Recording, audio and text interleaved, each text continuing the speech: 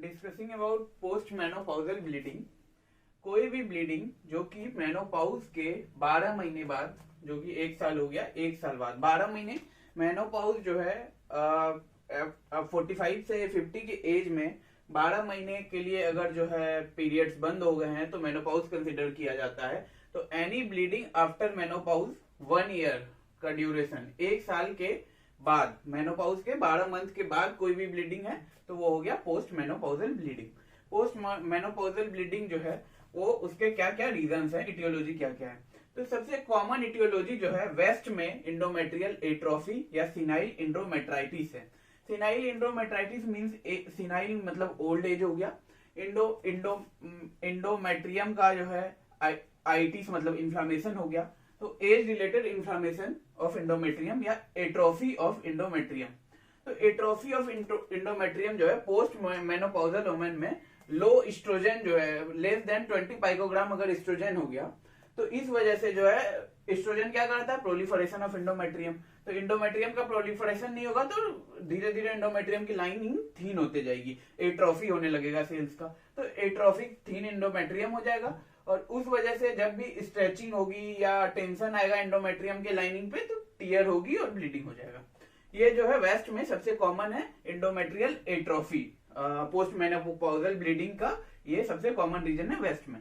India में जो है सबसे कॉमन रीजन है कैंसरस सर्विक्स। सर्विक्स का कैंसर सबसे कॉमन रीजन है इंडिया में पोस्ट मेनोपॉजल ब्लीडिंग का। इसके बाद जो है इंडोमेट्रियल पॉलिप भी एक बहुत कॉमन रीजन है। ये जो है पोस्ट क्वाइटल ब्लीडिंग के केस से ज्यादा आता है कि पोस्ट क्वाइटल ब्लीडिंग जो है इंडोमेट्रियल पॉलिप की वजह से होती है। इसके बाद इंडोमेट्रियम का हाइपरप्लेजिया भी एक रीजन है। हाइपरप्लेजिया ऑफ इंडोमेट्रियम कभी कभी एचआरटी से होता है, हार्मोनल रिप्लेसमेंट थेरेपी देते हैं, इस वजह से भी हाइपरप्लेजिया ऑफ इंडोमेट्रियम होता है, तो इस वजह से भी पोस्ट मेनोपॉजल ब्लीडिंग होती है। इसके बाद जो कैंसर, इंडोमेट्रियम का कैंसर जो है वो भी बहुत कॉमन है। जितने भी पोस्ट मेनोपॉजल ब्लीडिंग के केस आते हैं उनमें से लगभग 10% केस का जो है रीजन कैंसरस इंडोमेट्रियम होता है। इसके बाद जो है वेजाइना का इन्फ्लामेशन, एट्रोफिक वेजाइनाइटिस, ये भी एक रीजन है पोस्ट मेनोपॉजल ब्लीडिंग का। इसके बाद एचआरटी तो है ही। अगर पोस्ट मेनोपॉजल ब्लीडिंग हो रहा है तो उसकी क्या क्या हम इन्वेस्टिगेशन करेंगे। तो सबसे पहले प्राइमरी इन्वेस्टिगेशन होता है trans vaginal sonography, ultrasonography trans vaginal. तो उसमें जो है सबसे पहले देखेंगे एनाटॉमिकल कोई डिफेक्ट है, वही टीयरिंग है या कोई और रीजन है। इसके बाद देखेंगे कि इंडोमेट्रियम का थिकनेस कितना है। अगर इंडोमेट्रियम का थिकनेस कोई किसी बुक में मोर देन 5 मिलीमीटर लिखा हुआ है, किसी में मोर देन 4 मिलीमीटर लिखा हुआ है, तो अगर जो है इस मतलब लेस देन 4, अगर लेस देन 5 मिलीमीटर है या लेस देन 4 मिलीमीटर है तो वो हो गया इंडोमेट्रियम का एट्रोफी। तो इस वजह से है क्योंकि इंडोमेट्रियम की थिकनेस बहुत कम हो गई है।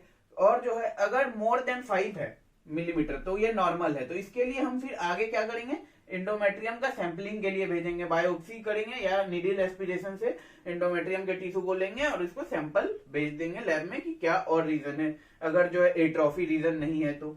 इसके बाद जो है अगर और फर्दर इन्वेस्टिगेशन करना है तो हम कुछ ओटी प्रोसीजर करेंगे, जैसे कि फ्रैक्शनल क्यूरेटाज। क्यूरेटाज में भी एक टिश्यू का सैंपल ही लिया जाता है, प्लस हिस्टेरोस्कोपी। यूट्रस का जो है जैसे इंडोस्कोपी होता है कैमरा के थ्रू पाइप, वैसे ही यूट्रस का हिस्टेरोस्कोपी हो गया।